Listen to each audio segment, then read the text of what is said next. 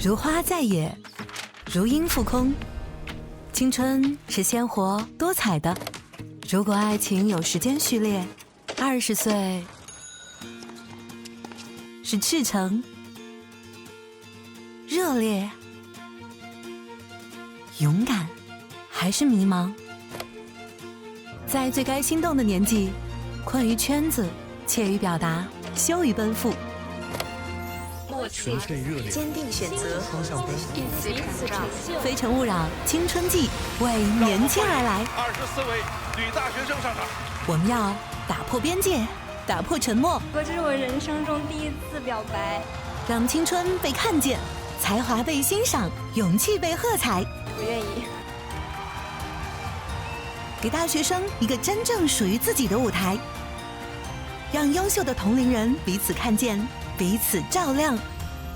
非诚勿扰，青春季，等待每一个敢做自己的你。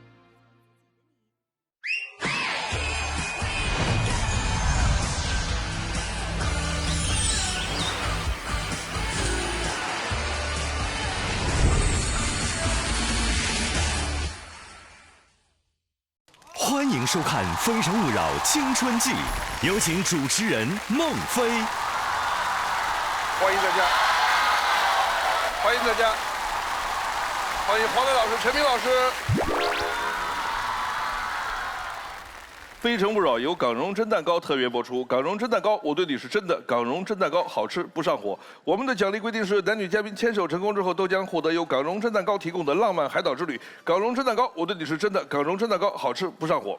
上父母牵线，帮孩子寻觅一段好姻缘。海量优质资源，真实相亲平台，超1000万用户信赖。父母牵线，中国家长的放心之选。想要征婚、相亲、交友的朋友，或者希望来现场参与节目录制的观众，均可以通过下载爱荔枝 APP 搜索“非诚勿扰”报名，也可以通过父母牵线小程序，或者发送邮件到非诚勿扰官方邮箱 fcwr@gstv.com 报名参加节目，还可以拨打江苏卫视幸福热线025960888来到非诚勿扰的舞台。幸福生活，志享未来。下载爱荔枝客户端，追更非诚勿扰，还有海量节目内容和丰富互动玩法等你探索。爱荔枝客户端非诚勿扰专区已经火热上线，一站式集成了节目精彩内容、线上报名通道和丰富互动玩法，还有数字人小林在线分享爱情攻略。非诚勿扰腾讯视频全网独播，每周日晚21点，会员抢先看；每周二、周四上午11点到12点，非诚勿扰都将在抖音视频号、爱荔枝、微博4大平台准时同步直播，期待你的加入。有请今晚24位单身的女大学生。有请上海戏剧学院留念，渤海大学胡亚妮。有请广东海洋大学王诗怡，武汉纺织大学何思琪。有请云南民族大学王颖业，浙江传媒学院张清宇。有请南京艺术学院王玉婷，南京艺术学院史萌。有请江苏第2师范学院季玉，南京传媒学院于嘉兴。有请暨南大学张穗济宁医学院骆延新。有请西南民族大学马东科，东北农业大学焦新瑶。有请东南大学周元，北京理工大学林爱锦。有请西安外国语大学牛博蕊，哈尔滨工程大学钱安怡。有请重庆工商职业学院周瑾，大连民族大学鲍迪。有请四川师范大学陈玉溪，香港理工大学李和军。有请山东工商学院江梦玲，广州体育学院郭雨欣。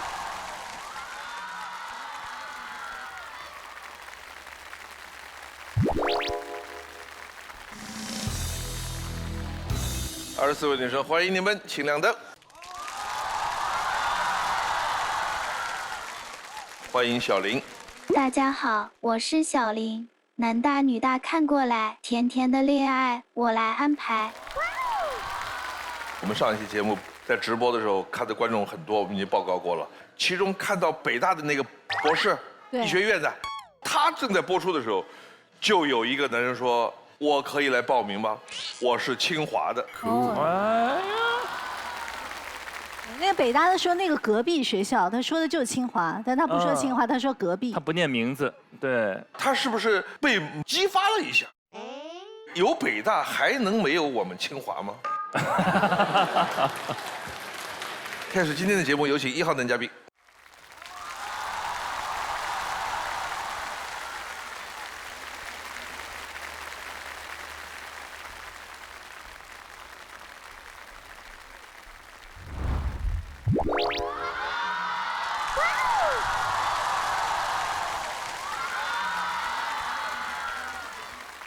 大家好，我叫王洪博，今年22岁，来自南京师范大学播音主持专业。南京，晚上好吗？本嘉宾由父母牵线推荐，你先学一下心动女生。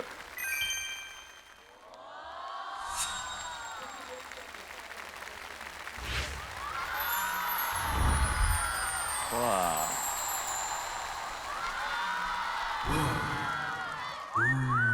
直接去选。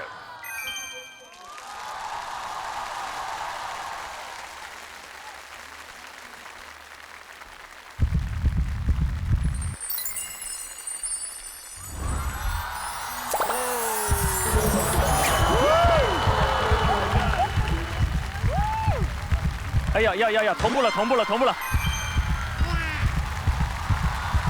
哇哦！小林，1号男生推荐谁？王洪博的自吹女生是16号女生于嘉欣，21岁，湖南岳阳人，就读于南京传媒学院。女生鲜活飒爽，敢爱敢恨，感情里偏爱势均力敌和精神同频。两人都在南京，又是同专业，妥妥是能并肩打怪、互相成就的神仙搭档。快多多彼此关注哦！港蓉蒸蛋糕，好吃不上火，爱之初体验。来看男嘉宾的盲盒。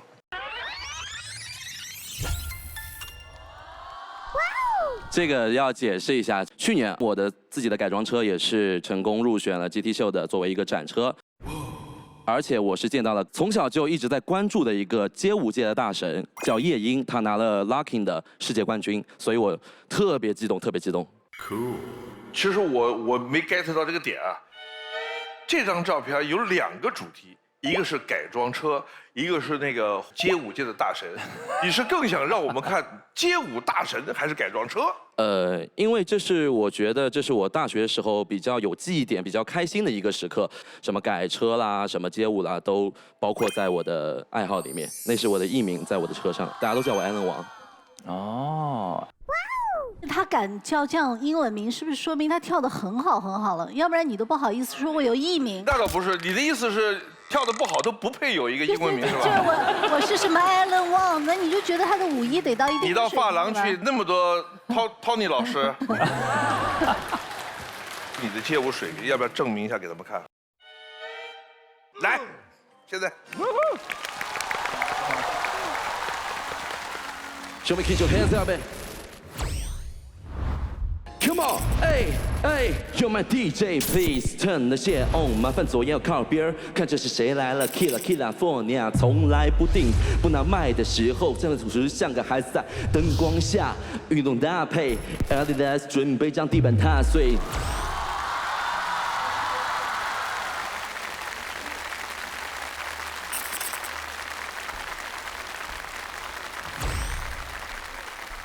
One side this way, I like it. This way, I like it. Yes, sir. 有女生要跳吗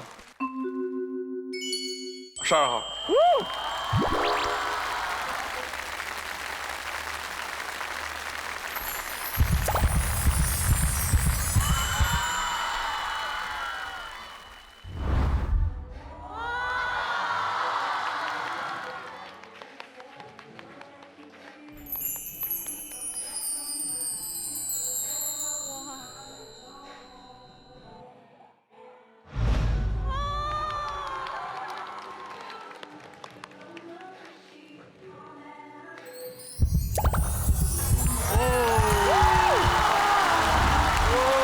good。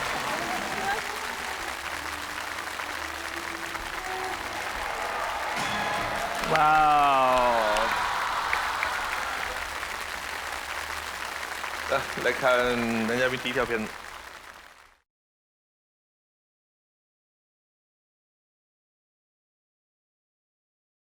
标签是给别人的第一印象，我是不被标签定义的王洪博。南京师范大学播音主持系，大4在读。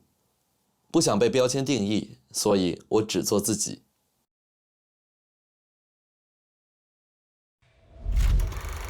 不被标签定义，以下是关于王洪博的全部。初中时学习街舞，进入大学后加入街舞社团，一直拿下高校联赛冠军。生活中我是一个高能量的人，对于喜欢从不设限。在校期间，写歌、发单曲、学设计、练剪辑，这些技能既是爱好，也是底气。校园社团是我打开校园社交的第一把钥匙。在大2之前呢，我是社团的积极分子；大2之后，我就开始走出校园做兼职。从最开始的街舞表演到后来的 MC， 在兼职的过程中，我逐步知道了自己想要做什么。我是 ENFP， 快乐小狗属性，朋友圈里的氛围担当。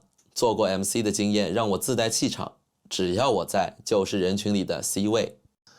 我是一个生活充满仪式感的人，比如说去年冬天，我就去到了我们的随园校区，在雪中跳舞来记录那一年的初雪。我是一个愿意为了情绪价值而买单的人，在兼职的过程中，我受够了学校门禁的苦头，所以决定自己出去租房子住。在这里，我可以安安静静做音乐，不打扰别人，也不委屈自己。以上是我，但不是全部的我，不被定义，没有答案。未来，我想和你一起探索。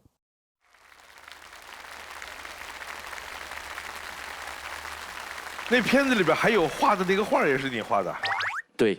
哎，那个画画的也很好哎。因为我一开始在外面是做设计师，我去跟我那个第一个公司里面，我找了个师傅，然后他教我设计。10号。男嘉宾你好，我也是从小学画画的，然后很巧的是，我在大学里面也是我们学校舞蹈协会的。想问你的是，你在谈恋爱中是属于付出多还是付出少的那一种呢？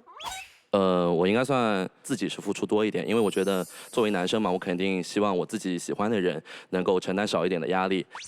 但是感性上来说，我觉得就不要谈这个东西，伤感情。16号。你好，同学，就是刚刚在看到你的这个短片里面，觉得非常棒。就是您是一个这么多爱好广泛的男生，那你身边的异性朋友是不是特别多？那么如果说你在这种有女朋友之后的情况下，你如何去处理就是身边和这种很多好朋友啊或者异性朋友之间的关系呢？作为我来说，有些工作它的社交是必须的，但是作为一个成熟的男性来说，责任感是第一的，我觉得。即使我会有很多的异性的朋友，或者说同事，或者说需要去社交的人，但是我会保持一个距离感。那如果说您未来的女朋友她有看到你和一些异性朋友有让她觉得过于亲密的这种举动，她如果说想让你远离一点，你会怎么样去做，或者是给她答复呢？首先我会给你解释为什么我会跟他到底什么关系，对吧？我解释清楚，然后我会说 OK， 我知道了，下一次我真的会跟他保持距离。如果你让你不高兴了，那么很抱歉，但是对于我们俩的关系，我很真诚的，我会做到更好。好的，谢谢。我想问一下，一般来说，这样的问题会出现在第2条片子以后，你提前发起。我问一下，你是纯粹对他这个人的这个方面好奇，还是说明你对他有好感，想知道来给自己确认一些事情？其实实话实说，我觉得2方面都有。都有啊。OK。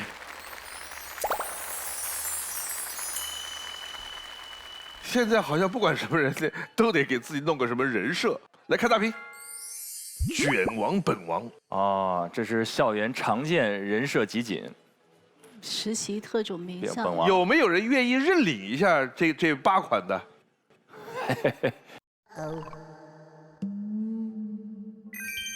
哎，来12号，你觉得你选一款，哪个是更像你？我觉得我属于那种人间清醒。哦。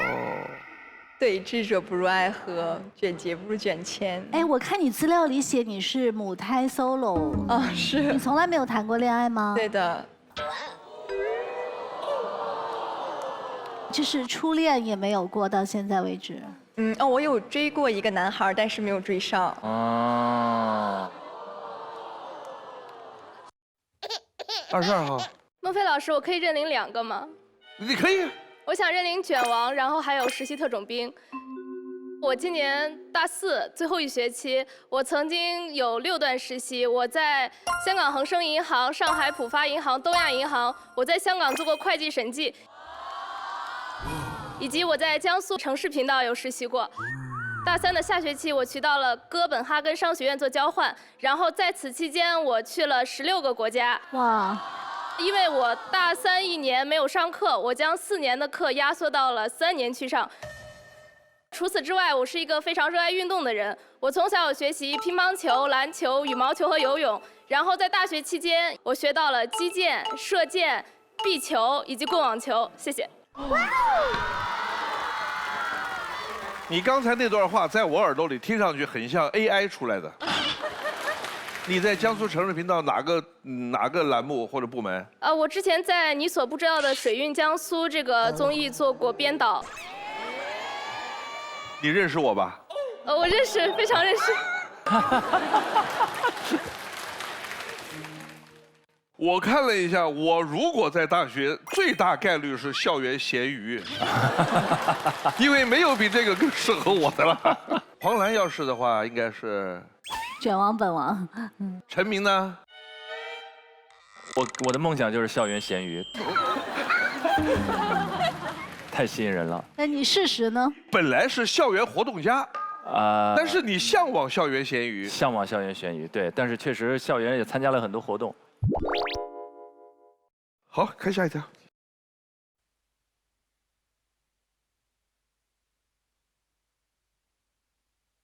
青春的爱情应该是热烈坦荡，不留遗憾的。曾经在暑假兼职期间，我遇见一位来南京度假的女生，她对我一见倾心，主动加了我的微信。当时我的心情就是，那么漂亮的女孩来加我，我作为男生肯定没有理由怯场。那段日子很甜蜜，我陪着她走遍了南京的大街小巷，度过了一个热烈又短暂的夏天。暑假结束，她回到了上海，异地让我们的感情慢慢降温。一开始的视频、微信，慢慢变成了无话可说。最后，她主动提出了分手。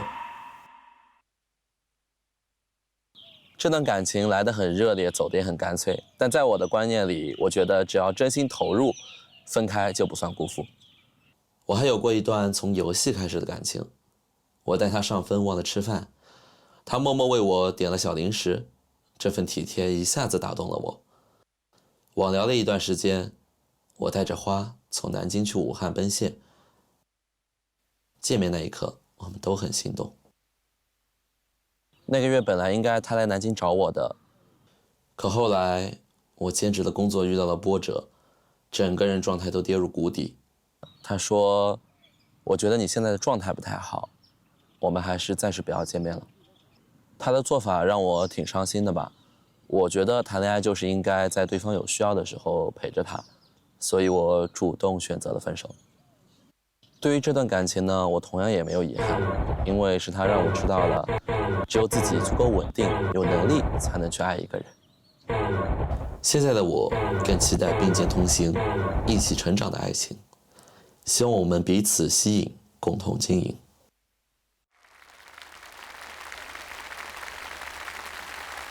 2号。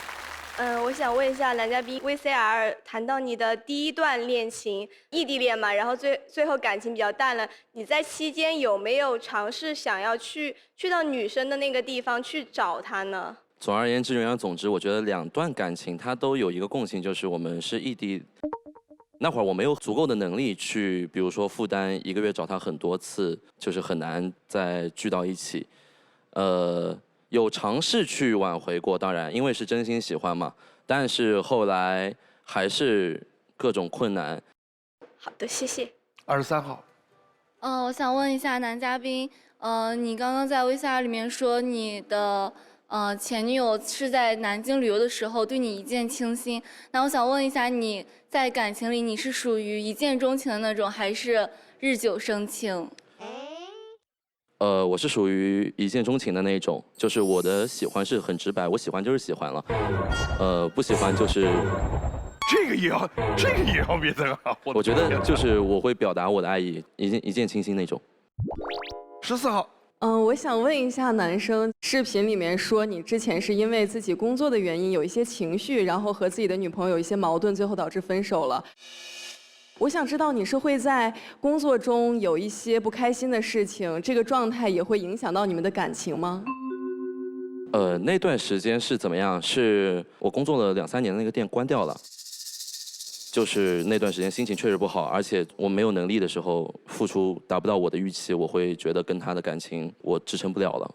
好，谢谢。16号。我看到你的这个影片里面，好像是被女朋友照顾的这种类型。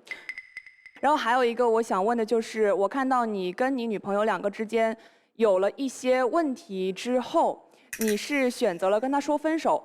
其实，在我的观念里，我觉得如果2个喜欢的人，应该是解决掉问题，而不是去解决那个人。我想问，如果说跟你在一起相处的过程中有了一些彼此状态不好的时候，你是会选择一起去解决问题，还是说直接解决掉那个人？首先第一点啊，刚刚你说的那个他照顾我那一点，他给我点外卖嘛，给我点了小零食，那是我喜欢上他的一个契机，因为我们一起打游戏嘛，然后可能刚认识不久，但是他却能关心我、关怀我。但是在平时生活中呢，我还是认为说是男生应该独当一面，有足够的能力去爱一个人，所以2个人相处的时候，我会是比较照顾对方的一个。然后第2个问题啊，解决问题还是解决人这个问题，我是这么认为的。我们2个感情是因为没法常见面，没法常去在一起去沟通问题，但是我也是积极的去解决问题的那一方。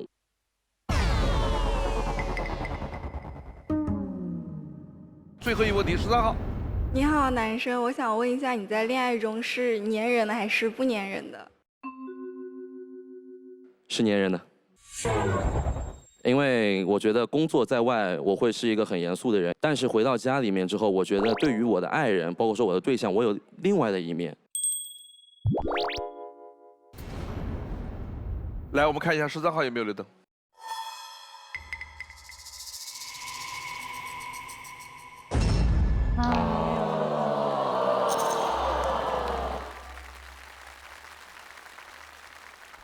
我想问一下6号，你是在最后时刻灭灯的，为什么等到那会儿灭？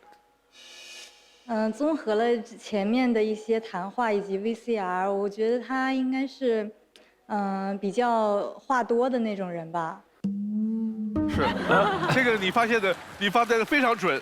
因为我在感情生活中，我是属于话比较多的那种，所以我怕他跟我抢着说。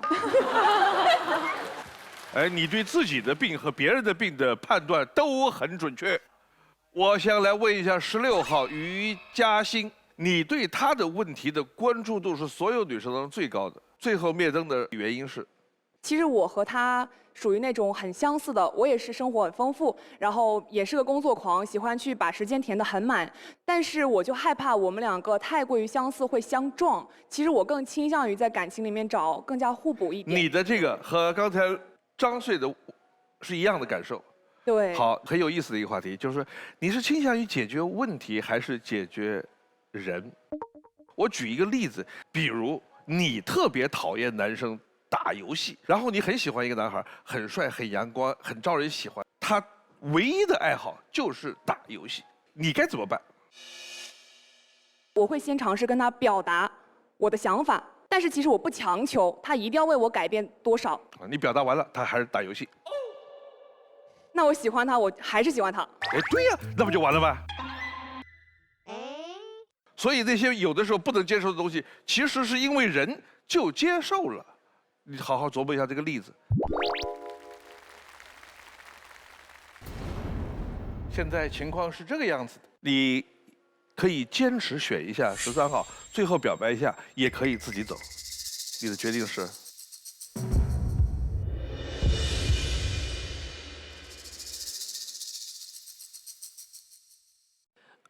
我坚持啊，坚持一下，坚持选一下。哇！喜欢一个人就是喜欢一个人，就像我现在说的，我刚开始选了你，我现在还是要选你，我想再挽留一下你。所有很多事情可以去沟通去解决，如果有这个机会，为什么不尝试一下？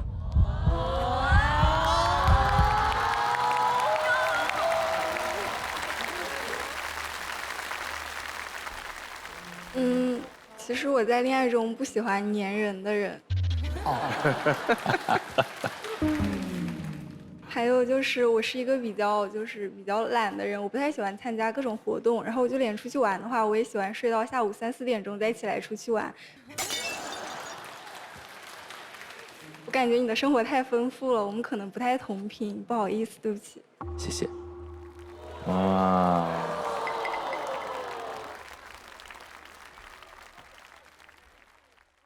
等会，哎，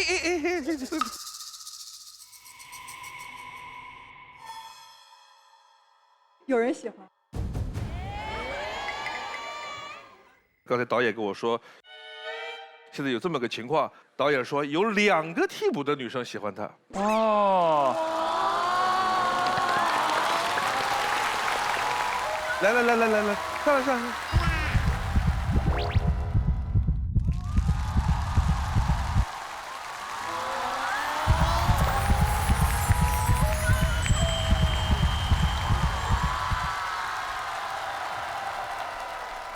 好，来，这个事儿好久没有发生了。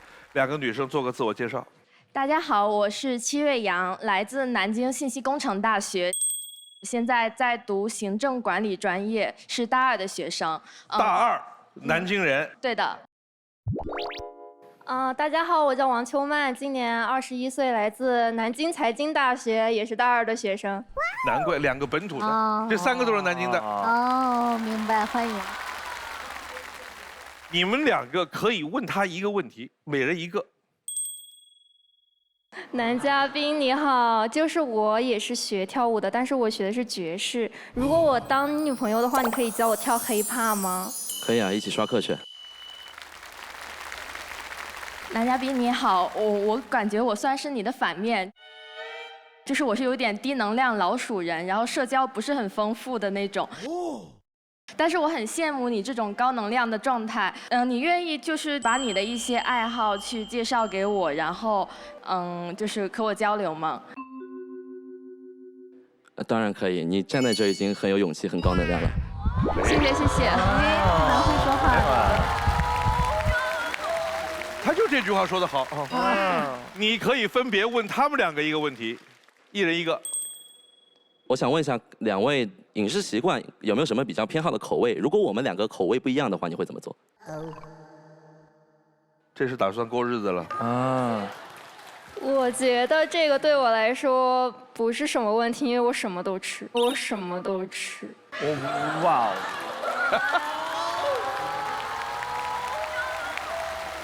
而且我特别喜欢做饭，就是我对这一块研究比较深入。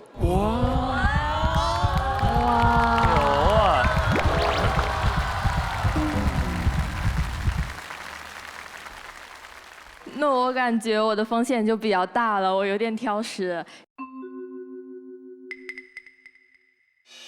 然后我可能会喜欢一些高热量的那种，比如说甜品这样的。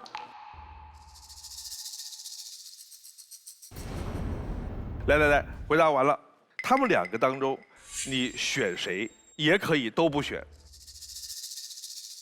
你的决定是？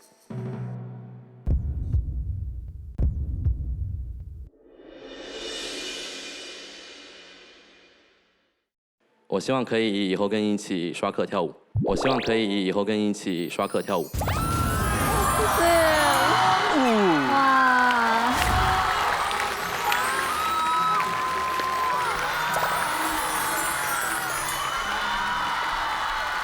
恭喜男女嘉宾获得了由港荣蒸蛋糕提供的浪漫海岛之旅。港荣蒸蛋糕，我对你是真的。港荣蒸蛋糕好吃不上火。我选择他的原因，首先就是他鼓起勇气说所有人都不选我了，他站上台来选我了。女生有勇气是非常值得欣赏的一个点。我们两个兴趣爱好都太相同了。而且我们学校离得太近了，就很方便啊。然后又会跳舞啊，然后我也喜欢听说唱。跳舞的人有一个点儿，就是一起跳舞会很浪漫，太浪漫了那事儿。他给了我一个就是问题，我脑海里就瞬间有画面了，脑海里的画面就让我觉得，可能选他还挺幸福有戏。港荣蒸蛋糕，我对你是真的，让我们一起出发吧。哎呀，候补的等不了了，上来就把人给弄走了。我告诉你，我当时问他这个话的时候，我说2个女生你喜欢哪个就签哪一个。我当时的想法是，如果这2个女生她都不签的话，我会问现场的女生有没有喜欢的。如果现场的观众有喜欢的，把她弄走。我跟你说，她今天肯定得带一个人走。《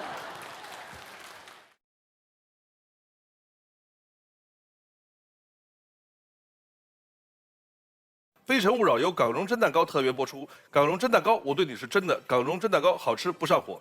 有请下一位男嘉宾。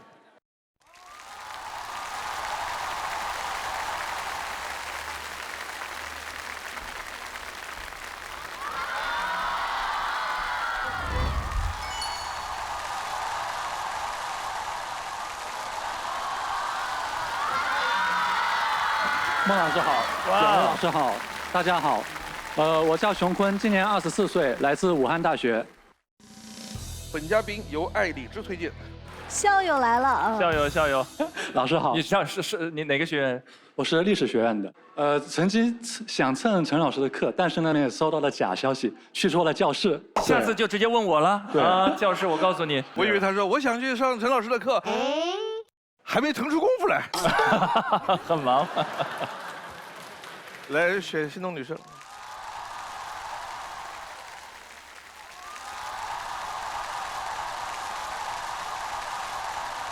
来，直接去。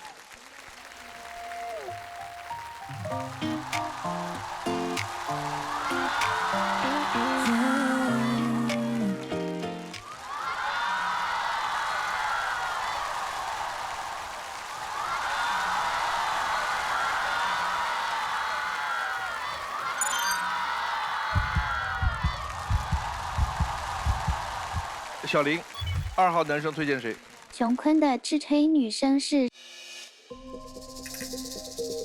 14号女生张清宇，21岁，北京人，就读于浙江传媒学院。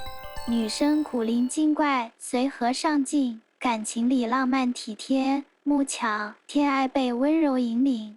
他们一个气质温润有内涵，一个心思细腻懂表达，优势互补，十分登对。你是 INTJ， 对，叫子老头吧？或许是吧。是子老头，我也是。我也是，要不然我怎么会知道呢？台上3个老头。哎呀！港荣蒸蛋糕好吃不上火。爱之初体验，来，我们看看男生的高光碎片。哇！哇，穿衣显瘦，脱衣有肉啊！这是。为什么要那么字幕挡住肌肉？就有点羞涩，i人吗？这个就是我个人健身的一些分享。我个人认为呢，就是健身可以提高自己。提高自己就是一个很快乐的过程，所以呢，我想把这个快乐的事情分享，我觉得这就是我的高光碎片。女生有没有一个生活习惯坚持了多年没有改变？看来是没有的。有没有人长期坚持一项运动的？看来也没有，没有就没有。我们看片子。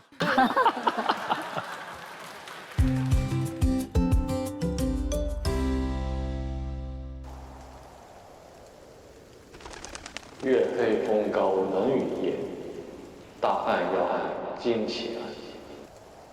中年人离奇死亡，继而长子逝世，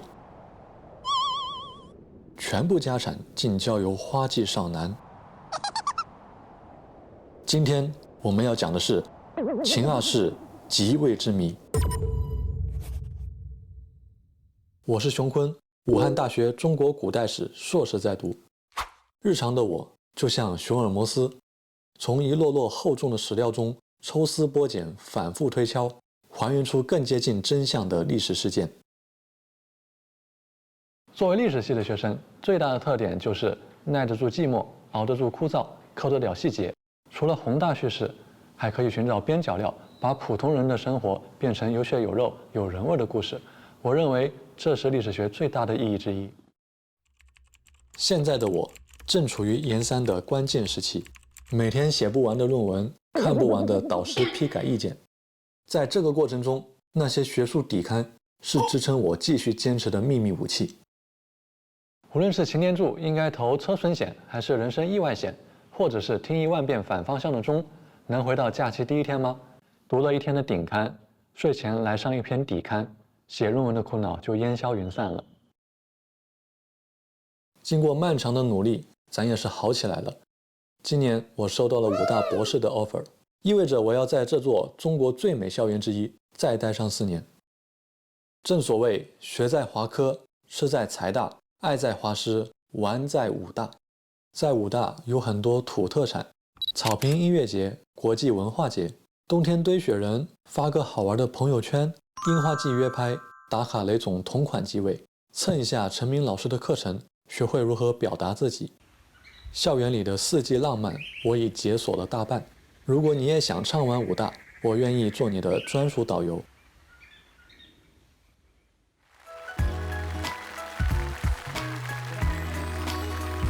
最后那个镜头是武大的什么地方？鹰顶。对，是鹰顶，就是樱花城堡上面。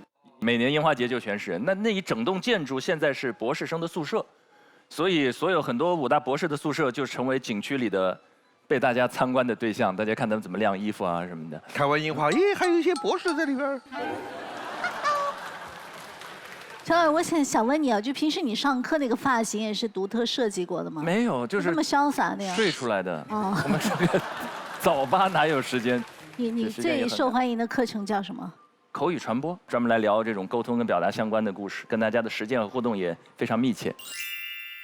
你在历史这个大的科目里边，有没有就选的这个细分的项目是？我的方向是中国古代史的魏晋南北朝隋唐这个方向。魏晋南北朝。是的。那还挺宽的，魏晋南北朝加隋唐这么来段。对，是的。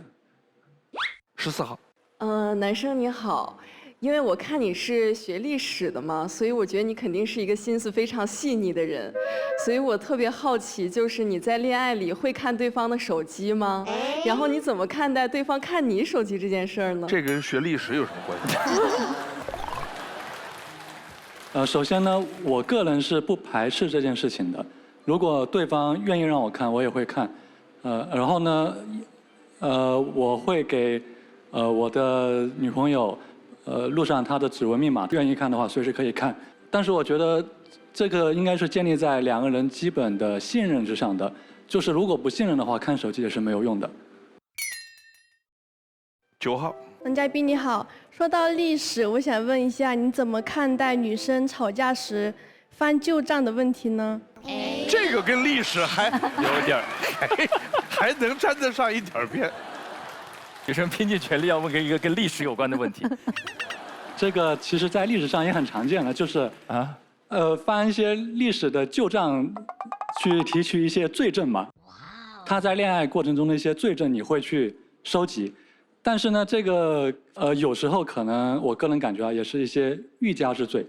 这些旧账能翻过去就翻过去吧，还是不要太拘泥于过往了。对呀。我想问问2号，你从学历史这个开头能引到什么问题上去？我想，就男嘉宾不是学历史的嘛，然后肯定我觉得每个人学历史可能有一段比较自己喜欢的人物，就是整个古代历史中，你有什么比较喜欢的人物吗？这算一个正经问题。我个人最喜欢的人物呢，并不是那么的出名，一些帝王将相啊，这些宏大叙事，我个人其实并不是很感兴趣。我个人更喜欢就是一些小人物的小故事。比如说。在秦朝有一位底层吏员，他的名字叫喜，喜欢的喜。因为秦朝的制度呢比较苛刻，工资水平也很低，所以他的生活压力还有精神压力呢都很高。他47岁的时候就死了，然后他的墓葬被考古学家在现在湖北的云梦睡虎地给发现了，就是他的随葬品都是竹简，而且基本上都是关于他的工作内容的竹简。但是呢，在其中有一条特别有意思或者说与众不同的记载，就是某年某月的某一天，我的女儿出生了。那么在这一刻，我就觉得他从一个被王朝权力压榨的一个牛马呢，就变回了一位有温度的父亲。他说这个人名字就一个字儿叫喜，是的，欢喜的喜。其实他的名字有3个字，前面一个和后边一个看不清了。这哥们儿姓万，叫万喜良，他媳妇儿很有名，叫孟姜女。然后呢，就是把他派去挖长城了之后呢，对，后来就死了。孟姜女把长城给哭倒了，最后挖出来就看见一个喜字儿。这是我编的。对啊，我觉得。不是，好家伙！我有点理解到他了，就是历史无法淹没的人性。对，它是一个全新视角，整个的历史书全部都是自上而下的视角，都是一个权力视角，是一个政治视角，但它缺乏生活视角。我们知道秦朝有那么多法律，有那么多的制度，说它严刑苛罚，但是秦朝的普通人每天在干什么？他们的自下而上看这个庞大的政治结构是一种什么样的主观视角的感受？其实我也很喜欢他刚才讲的这个角度。现在我们能够看到的历史的著述啊。很多历史题材的影视剧，包括小说，我们都更习惯于那种宏大叙事，比如《2月河市》的，都站在帝王的角度，全是那些叱咤风云、改变历史走向的人。但是，如果你的父亲、你的丈夫或者你的儿子就是修长城的那上百万民工当中的一个呢？你又会是带着一种什么样的想法去看待这样的历史事情呢？所以，同样的历史事件，我们站在不同的角度，我们会有不同的解读和理解。我在想，要不要小林？因为孟老师的整个历史地理知识真是。小林，你出点题目，我们2号男嘉宾跟历史有关的题目，我们全场所有人一块来猜。没问题，那大家一起来猜一猜吧。先来几道热身赛，根据图片猜出历史人物。你这是搞笑版。韩信，韩信，很冷的信就韩信了。韩信，这个是兰陵王。可以，兰陵王电视剧没少看。兰陵王。根据历史典故猜出对应的人物。抢答，这是刘邦。你就不用回答了，他们都知道这个答案。刘邦斩白蛇起义。以人为镜，是吗？是这个典故吗？是的，李世民就是以铜为镜可以正衣冠，以人为镜可以知得失，然后以古为镜可以知兴替，是这么一个典故。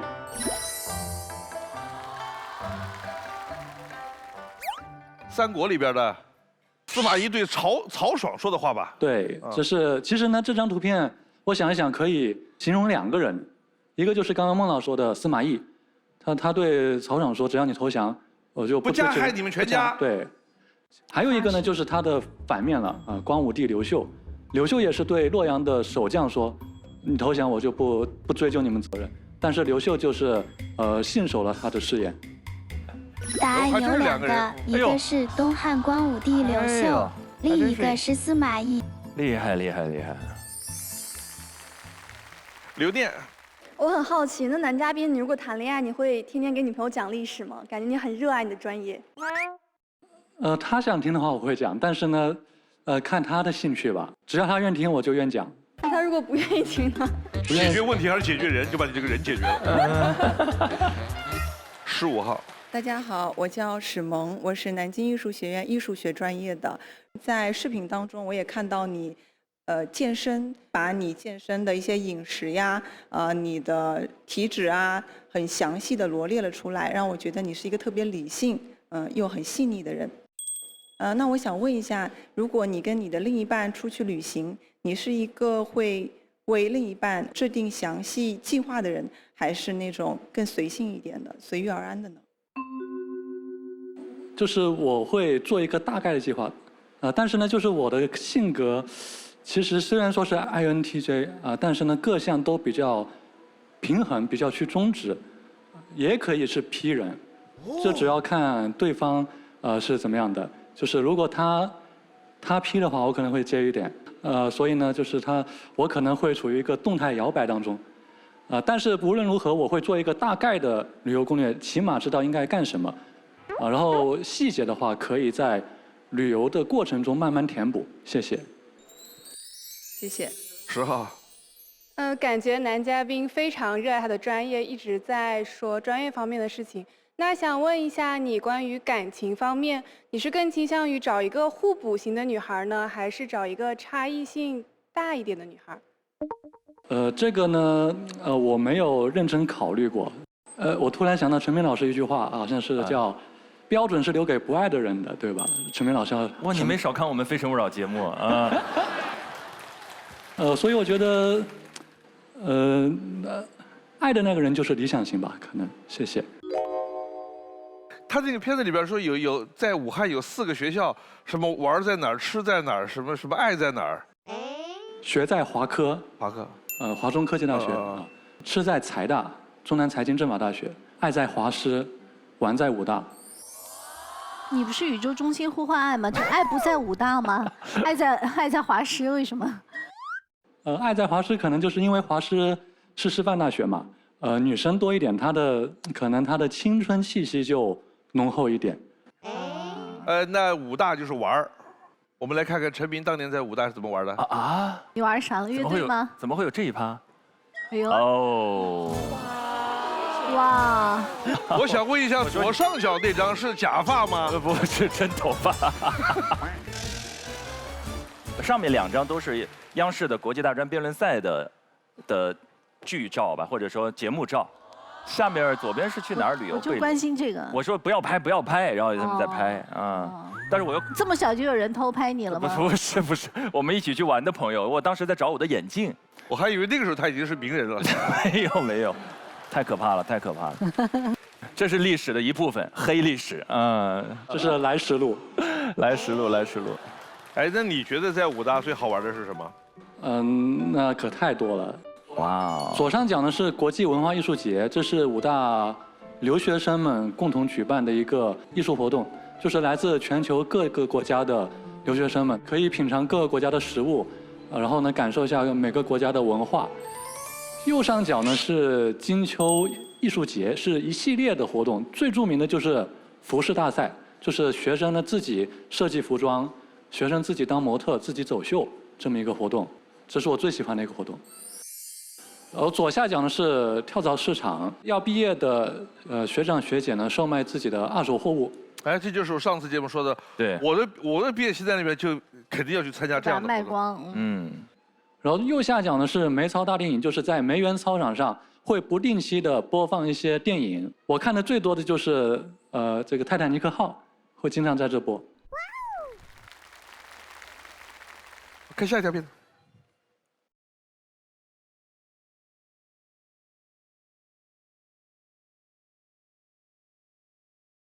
我一直在历史的碎片中追求真实，但总有些消失的过往终究无法复原。第一次心动就像是校园剧的桥段，懵懂学妹遇上文科学长，两个人漫无目的的在校园闲逛，有聊不完的话题，一不小心忘了时间，被宿管阿姨教育成了家常便饭。以前的我心里总有一个理想型，会不自觉地希望对方往我想要的样子靠拢，但现在我觉得，在感情里不需要刻意改变彼此，喜欢一个人就应该真实对方最真实的样子。第二段恋情始于一次尴尬的乌龙。正与我处于暧昧期的他给我发了一条明星同款的裤子照片，但因为我当时正与其他朋友聊天，于是随手回了一句：“你怎么也喜欢这个明星？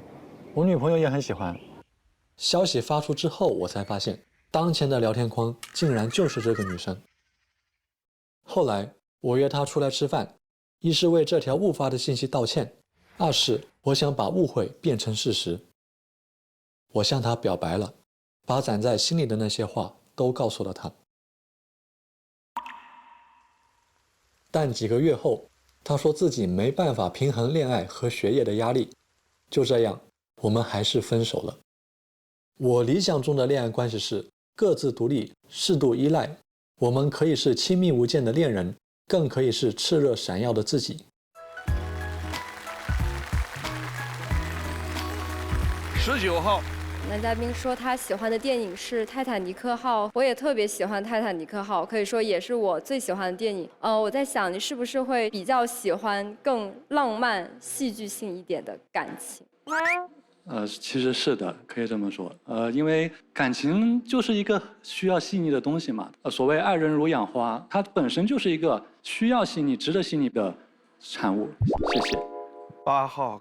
男嘉宾你好，我刚刚注意到你的 MBTI 是 INTJ， 那我的 MBTI 是 ESTP， 所以说我觉得你可能是比较严谨的，比较有规划性的，那我可能是自由没有规划，所以说我想知道你会喜欢什么样的女生呢？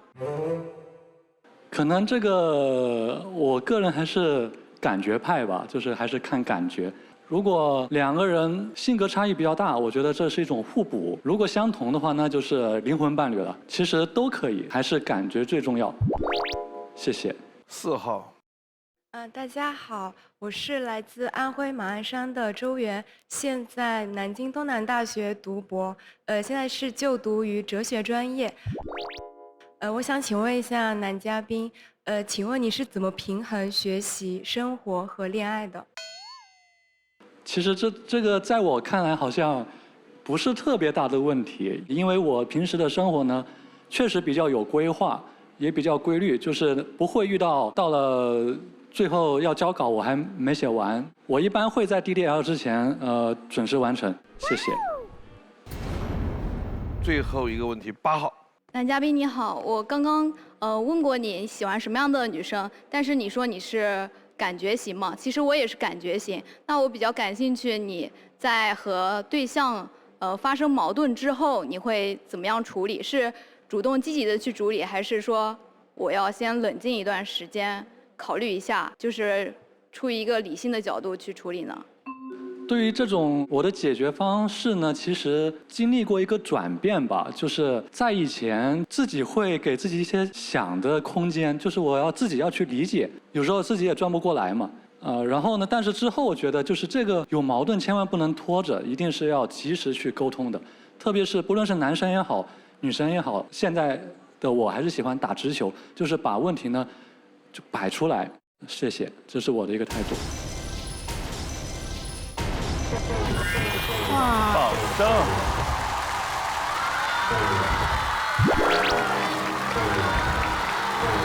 牛！我刚刚说最后一个问题的时候，我看了一下，2条片子完了之后，问了这么多轮问题之后，24盏灯没动的，这是第一个，这是第一个。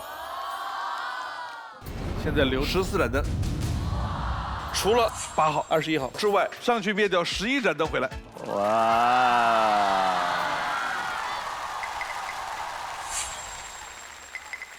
不好意思，不好意思。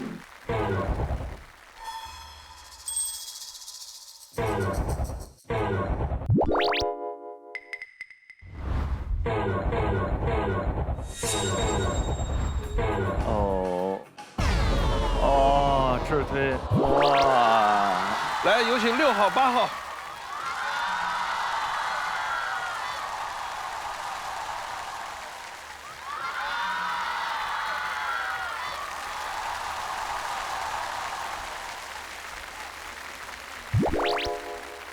有请21号。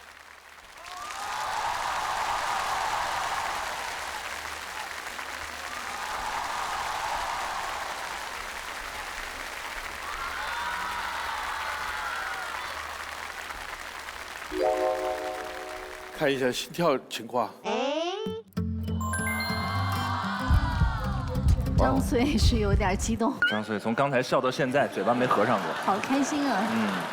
我们来看一下女嘉宾的资料。王玉婷，希望的你恰好合拍，理想的关系选一个。希望的你。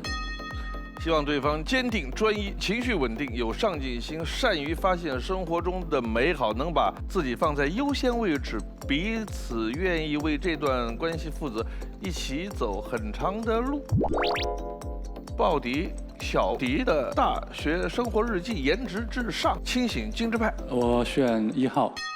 我是大连民族大学工程管理专业的大4在读学生，这几年的学习让我习惯了用系统思维去梳理流程，把控细节，从图纸方案到进度统筹都讲究严谨与条理。我性格开朗，特别喜欢热闹，爱和朋友聚在一起说说笑笑，享受轻松又温暖的氛围。闲暇时我会动手做咖啡，从磨粉到冲泡，闻着香气弥漫，再和身边人分享，简单又治愈。没课的时候，我喜欢在校园里漫步，看着来来往往的同学，感受朝气蓬勃的烟火气，吹吹风，听听歌，整个人都特别放松。对我来说，幸福是轰轰烈烈，也是藏在一杯咖啡、一段漫步、一段平静的时光里，简单自在舒心，就是我最向往的生活状态。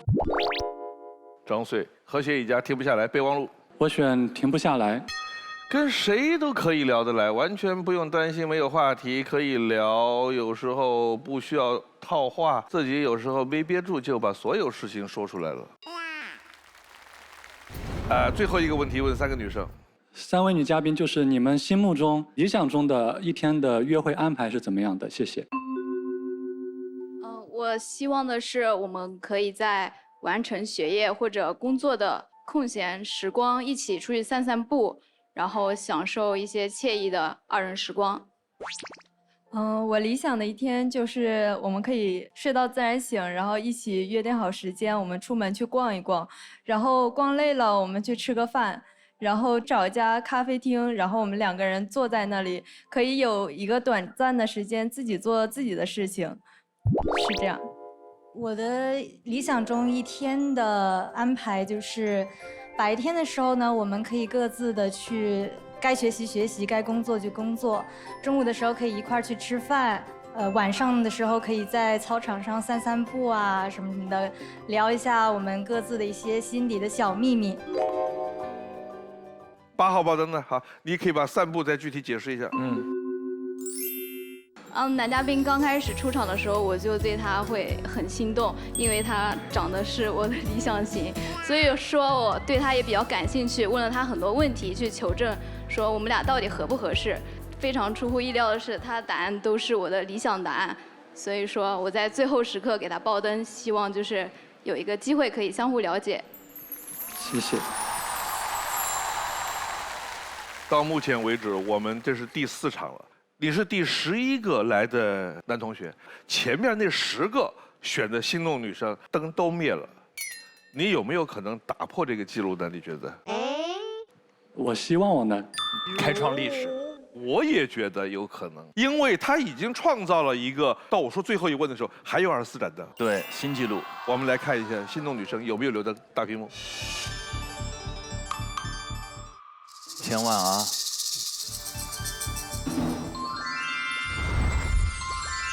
哇！这样的呀？我们也是第一次看到这个玩意儿，对第一次看到，是咔一列，对。那我就猜到了，为什么？因为他说他们俩约会的一天的时候都是我们两个，他的眼睛里好像就看到他们2个人在一起的画面。是的，而且他也是第一次做心动女生，对吧？是的。3个女生，随便带1个回家。想清楚，你的决定是。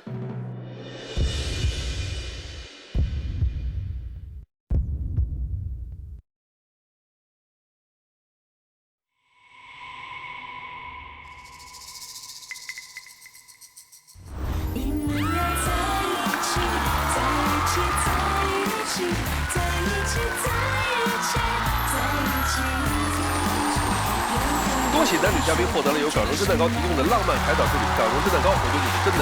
港荣真蛋糕，好吃不上火。恭喜！哇！我觉得就是，他选我做心动女生，然后我也恰好就是觉得他蛮符合我的择偶观。这么优秀的人，其实我也不想错过，所以就是依然为他留了灯。当我看到心动女嘉宾还在为我留灯的时候，我是非常激动的。说的玄乎一点，可能是冥冥中的天意，本身呢也就是一件很浪漫的事情。我觉得约会的一天睡到自然醒，然后去逛一逛梧桐大道肯定很浪漫。你穿上你的美丽裙子，我会让你出片的。谢谢。港蓉蒸蛋糕，我对你是真的，让我们一起出发吧。哇，我有一种被甜到的感觉。哎呀，赏心悦目啊！而且我发现这个男生真的是特别内敛，而且谦谦君子。你就是故意想挑刺儿，你都找不出什么哪儿不好。这就是君子温润如玉的具象。下面要出场的男嘉宾有点酷。哇！有请下一位男嘉宾。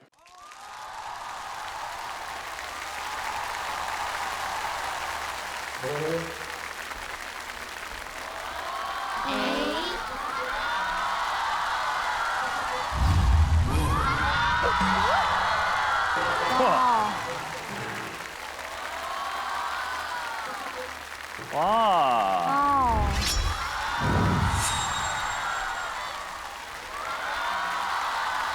大家好，我是彭晨，我来自南京体育学院，我今年22岁。本嘉宾由艾丽芝推荐，来选心动女生。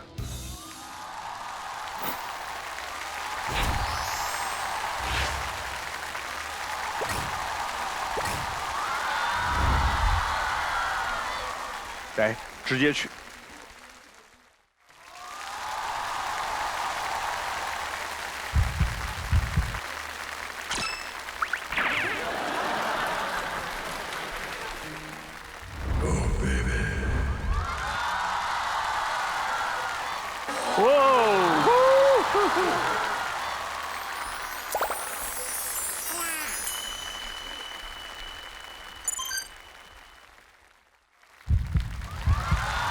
哇，153，爆炸了！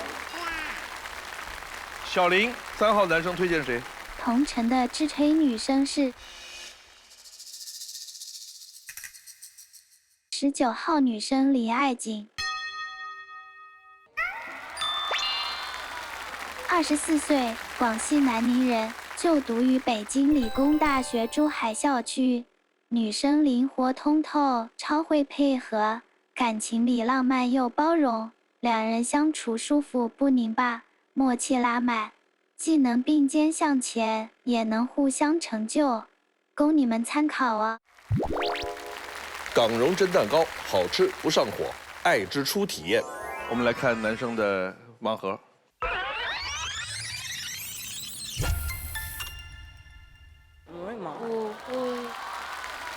我会劳伦特心眼刺，这是一个英雄联盟英雄技能的名字。跟我的专业是相关的，它能防御360度攻击来的剑，并做出还击。我当过一段时间体育记者，所以这个项目我接触过。但是大多数观众看击剑是看不懂的，非常复杂，又有重剑、花剑、佩剑。对呀。能不能稍微给我们科普一下这3个剑种的区别是什么？一般来说，佩剑的话，它的有效部位是上半身以及到头顶，然后重剑的话是全身都有效，你要刺到对方的鞋子上，它也是算击中的。然后花剑来说，它只算躯干部分，就是你的四肢除外。所以难度比起来，哪一个难度最大呢？它每个剑种都是有不一样的得分的方式。如花剑和重剑的话，一般是刺多一些，然后佩剑的话是劈多一些。因为它是劈，它的攻击的角度会非常多，它360度都可以造成攻击，所以我觉得佩剑的观赏性会更高一些。你看奥运会那个击剑比赛，2个人防防了半天，最后一击2个人冲出去，最后的一击完了，2个人现在都在叫，你也不知道谁赢了。那就看谁先刺中，是这样吗？谁先刺中谁先亮灯。对，它是有一个简单的，就是如果你的脚快的话，你的手同时击中，那就是给较快的得分。你看多复杂这个玩意儿。这3种剑里边哪一种最轻？一般来说花剑是最轻的，重剑最重。对，重剑是最重的。有没有女生想上来拿一下的？来，张穗。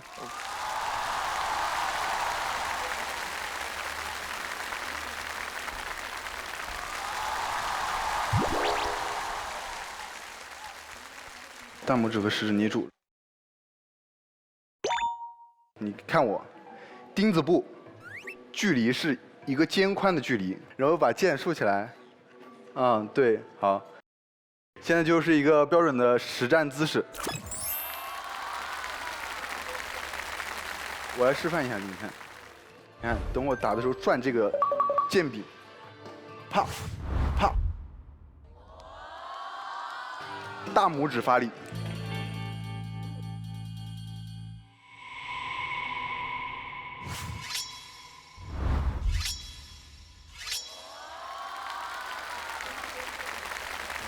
对，可以，很好。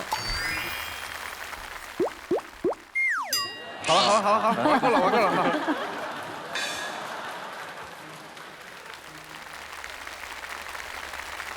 然后我还准备了一个小游戏，是我们击剑运动员平时在训练控剑的时候用的一些训练手段。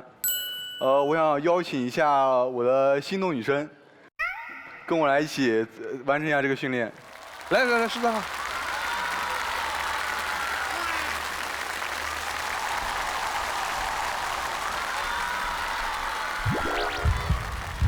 接下来我们要练习控剑，手大臂夹紧放在这里，大臂不要动，然后我们把这个球用手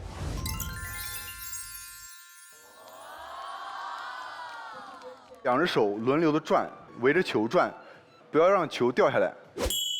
好，走对，好的，好，控制住这个球，对，很好。哇，对 ，OK， 球已经被电碎了。哇，他们心跳一致了。哎，真的哎。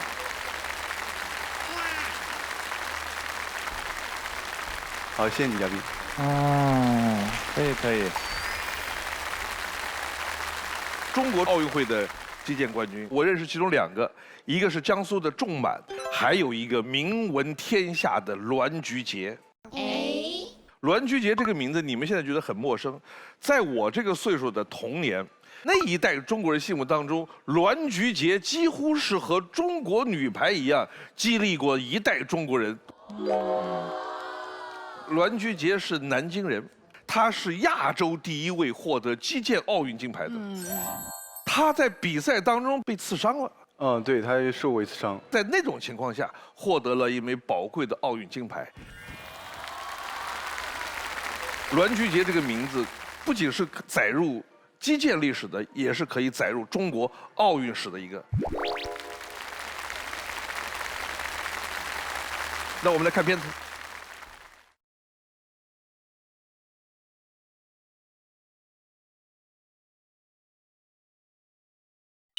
《非诚勿扰》青春季校园寻人，谭导今天作为一回校园特派员来到了南京体育学院。咱们青春季就是要找找最有活人感、最抽象的男大生，咱们走着。同学你好，你觉得在你们学校谁是公认最抽象、最有活人感的那种男生？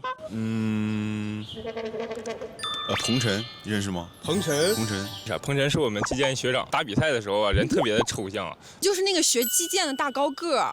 那肯定是彭晨啊，他最会整活了。哎，那你知道我们去哪找他吗？排球馆，他10有89都在那儿。哦，收到，我们目标锁定彭晨，我们现在出发去排球馆。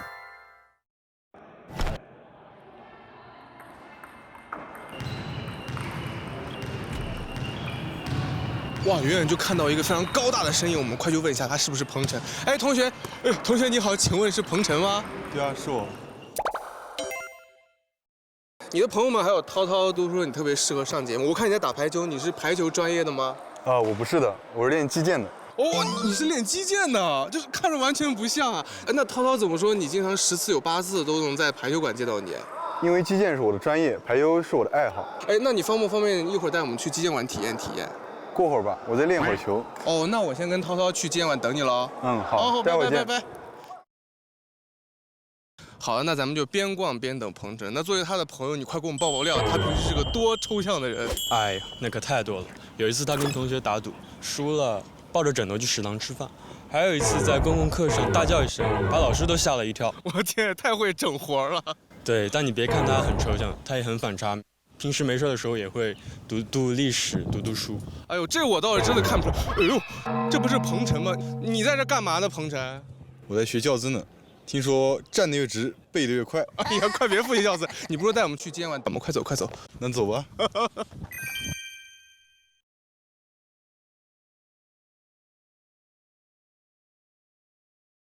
哎呀，终于是来到了我们的击剑馆。来，彭程给我们介绍一下，你学的是哪个剑种啊？我的剑种是佩剑。哦，那佩剑一般都看重什么？我觉得佩剑的观赏性更强，它既可以刺又可以劈。哎呦，那事不宜迟，快给我们展示一下吧。佩剑它节奏最快，讲究进攻优先权，同时击中时只有先发起进攻的一方得分。刚刚看完你们俩的表演之后，我整个非常的心潮澎湃。我想问你，就是我看他们乒乓球、羽毛球都有自己那种专属胜利 pose， 你自己有没有啊？那肯定还是有的。哦，那这样好了，涛涛，我们俩来给彭程加油，然后你最后以专属的胜利 pose 结尾，好不好？来，3、2、1，彭程加油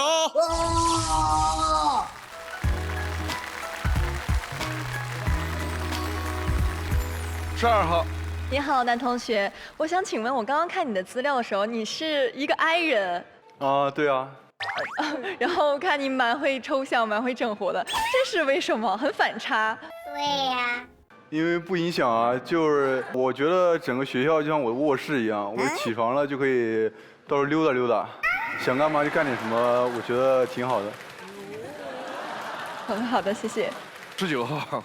我想请问一下男同学，为什么选择了击剑这个专业？是从小就开始练吗？还是这个是之后才选？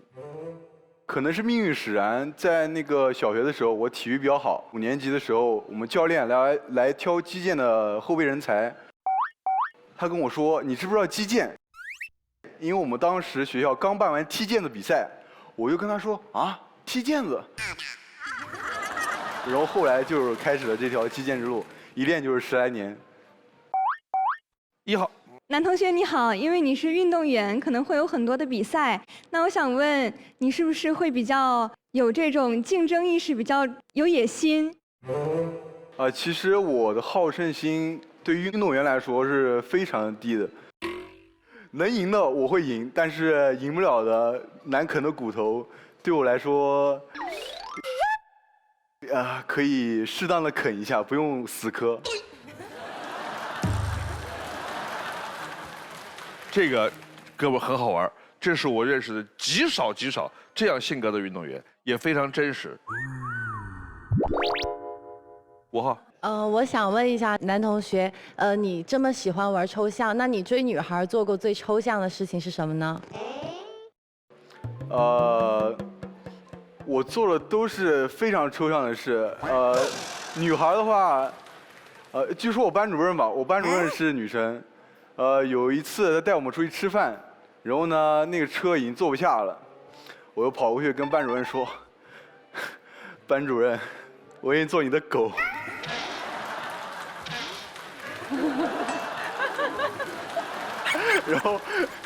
然后他就把我带走了。他怎么把你带走的？那肯定是牵走的，不是牵走的呀。我坐上了他的副驾。10号。男生你好，想问一下，你这么抽象的话，那你跟你女朋友假如说吵架了，女生特别生气，那你会怎么哄她呢？采取我能采取的所有的办法。比如说？给她当狗。狗有什么错？为什么？那个，我看一些击剑的比赛，一旦那个击中了之后，得分了之后，欢呼的那个姿势有没有特定的一些动作？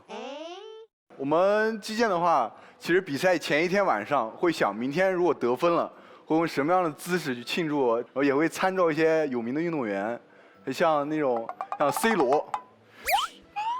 速速速啊！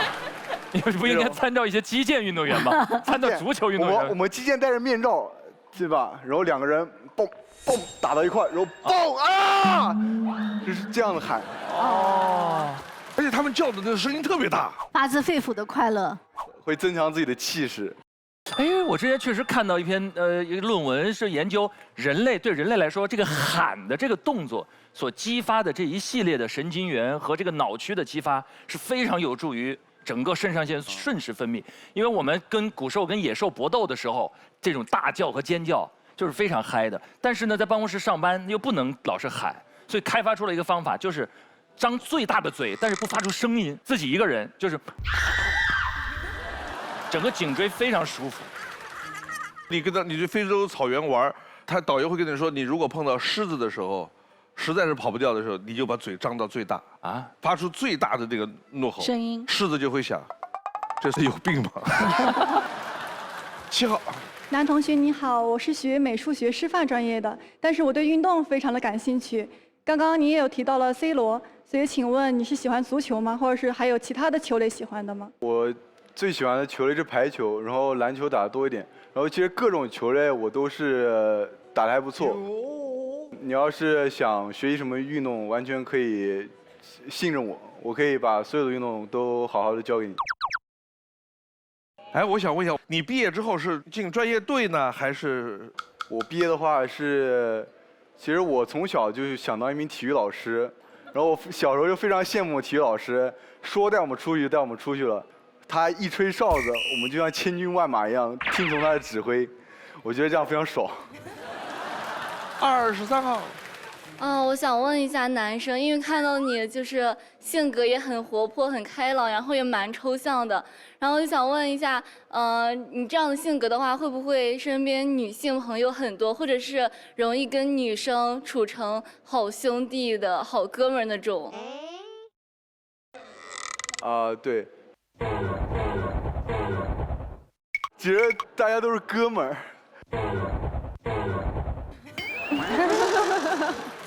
我们赶紧看下一条。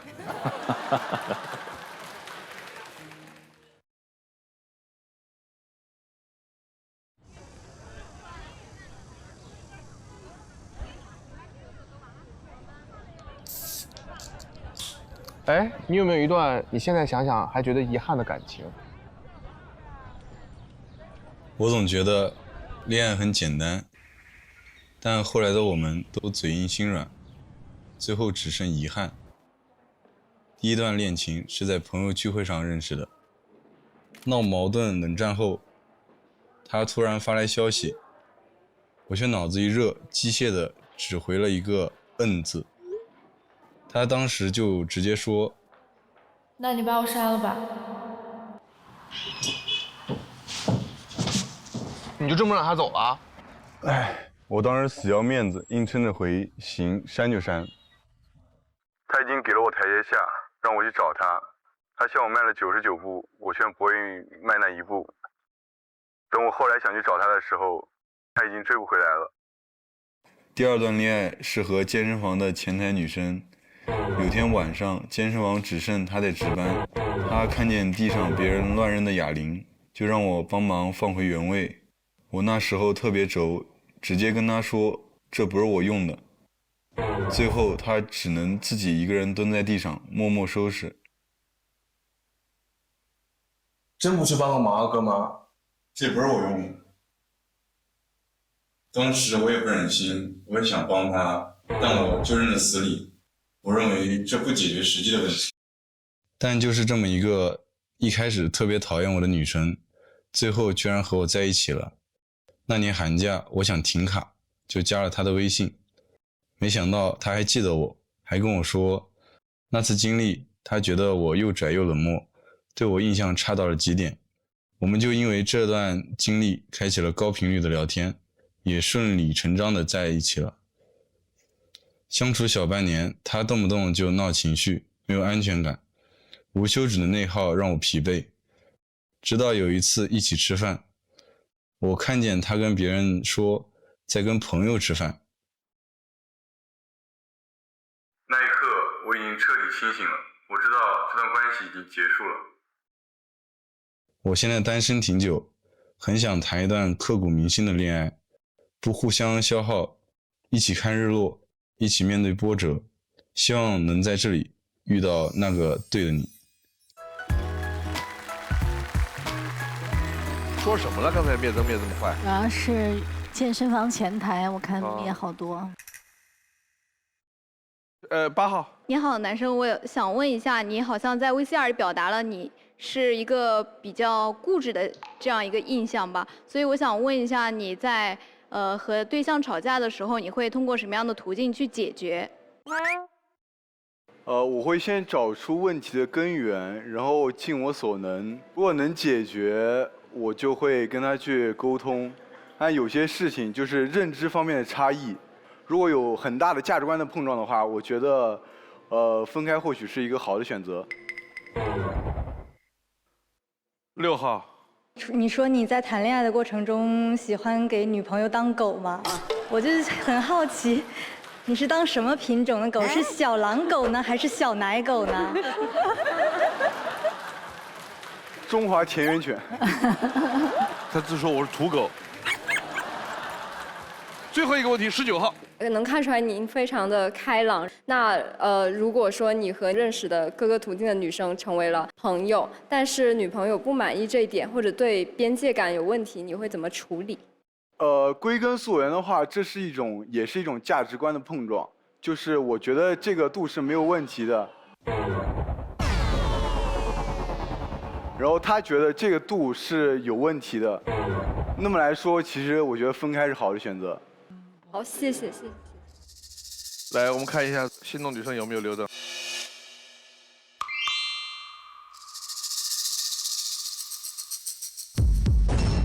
哦。就这哥们儿刚才回答问题的那个方式，台上有48个也灭完了。但是我依然还挺喜欢他这种回答的，这就符合这种体育生，他就是这个样子。 就是刚才那个问题是解决问题还是解决人？只要有问题，他就解决人，没有可以协商或者妥协的可能的吗？其实它是就是有一个范围的，如果就是超过那个范围太多的话，其实就是做一个更好的选择。但是这里面就是有2种，就是你不能。 假设这个问题一来就已经超出了范围，有可能这个问题在分析的过程当中，你觉得是有可能双方努力一下是可以解决的。但你每次说的都是那个，如果不行那就算了，对，如果不行那就算了，就是在这种过程中会觉得你的思维不够积极。哎，你在打排球是打几号位？一般是副攻。假设这个位置需要一个牛的技术，但是你又不具备这个技术，你会怎么做呢？我会练，拼死了练。拼死了练。我没有听到你说，那我跟排球并不合适，也许我跟他分开是更好的选择。你感受到了吗？这就是爱与不爱的区别。你为什么会拼死练？因为你爱排球。有没有一天你像爱排球一样爱一个女孩？排球是一项技能，和人相处。 有相同的地方，也有不同的，因为相处是有2方面互动的差距。陈明的话说，我说对，是的。如果我足够爱你，我就可以去想象一下，我是不是可以调整一下我的方式。那同样的，我选择的爱我的那个人，有没有可能因为爱，也调整相处的模式？ 这种关系的和谐度一定是双向调整，而非单向的妥协。而学习排球，排球是不变的，排球对技能需求就放在那儿，你掌握了你就厉害，你没掌握你就不如我厉害。所以他说我可以拼死，但是如果我爱一个人，那个人没有那么爱我，我拼了死，我心掏给你，你会喜欢吗？ 我觉得这个是有一点点差别的，但是陈老师说的那个话，他有你可以参照改变的那个一点，好吧？最后我说一下，13号虽然灭灯了，但是按照我们规则，你可以争取一下，你也可以自己走，你的决定是。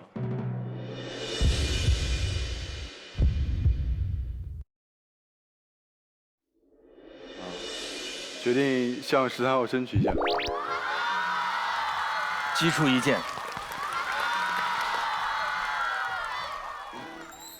其实我知道大家对我面对原因，因为我的想法是我们男女在恋爱中是平等的。然后您觉得我的社交有问题，可以指出，然后我们用价值观互换一下。如果你带入我的视角，我带入你的视角。现在的情况可能就是男生会比女生更卑微一些，在追求这方面。然后我可能更渴望有一种平衡的感觉，所以我一直在表达真实的自己。我觉得男生作为朋友的话会非常的有趣，很幽默。但是，如果是作为就是谈恋爱的话，我不太希望就是对象会是一个搞笑男。然后还有就是吵架之间处理事情的就是态度，我感觉我有点接受不了。不好意思，对不起。好，谢谢。好，莫老师再见，两位老师再见。很好，加油。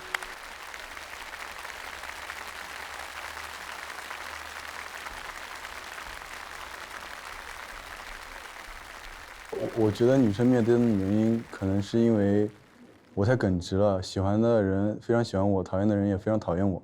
我觉得这次参加节目也没有什么遗憾，因为这是一个价值观的互相选择。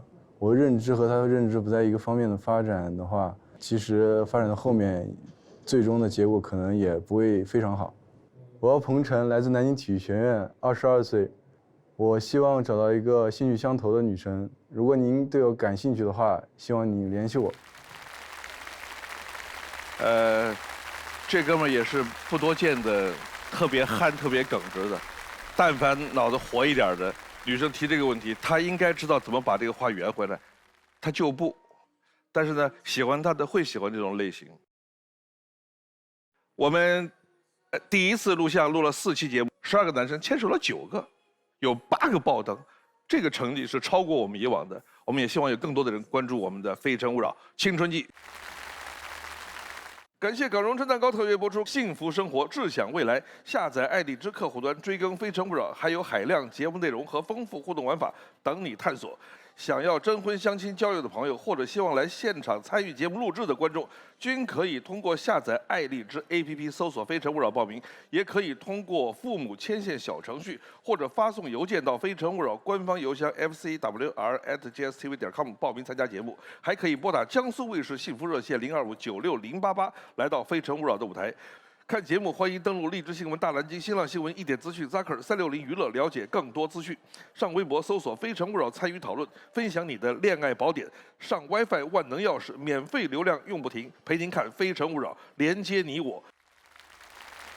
谢谢收看今天的节目，下期同一时间再见。